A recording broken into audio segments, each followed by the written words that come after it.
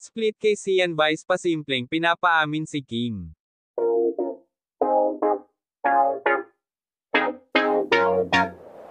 Sa latest episode ng It's Showtime, hindi napigil ang urutin ni Vice ganda si Kim Chu tungkol sa nobyo nitong si Sian Lim. Marami na kasing naglalabasang balitang hiwalay na ang showbiz couple. Katunayan, inisyu ng mga maadera ang pagiging solo ng Chinite Princess sa bakasyon nito sa Balesin na hindi kasama si Sian.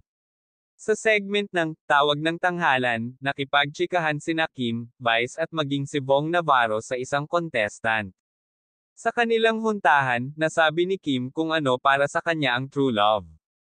Ani Kim, kapag mahal mo raw ang isang tao, hindi ka magsasalita ng anumang masama ukol dito. Say pa niya, walang kapintasan kapag mahal. Sumang-ayon naman si Vice sa sinabi ni Kim. Pero, pagkatapos nito ay inurat ng unkabogable star si Kim. Ani Vice, so kailan nyo sasabihin? Wala mang tinutumbok ang komedyante ay nahinuha agad ng kibitzers na ang tinutukoy nito ay ang estado ng relasyon ni Kim sa kapuso aktor. Hindi ito ang unang pagkakataon na inurirat ni Vice si Kim tungkol kay Sian.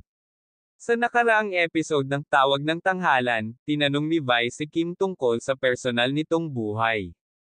Tanong niya, sino raw ba ang nagpapangiti sa Chinite actress? Walang tuwirang naisagot si Kim kaya naman, nagkaroon ng espekulasyon na hiwalay na nga sila ni Sian.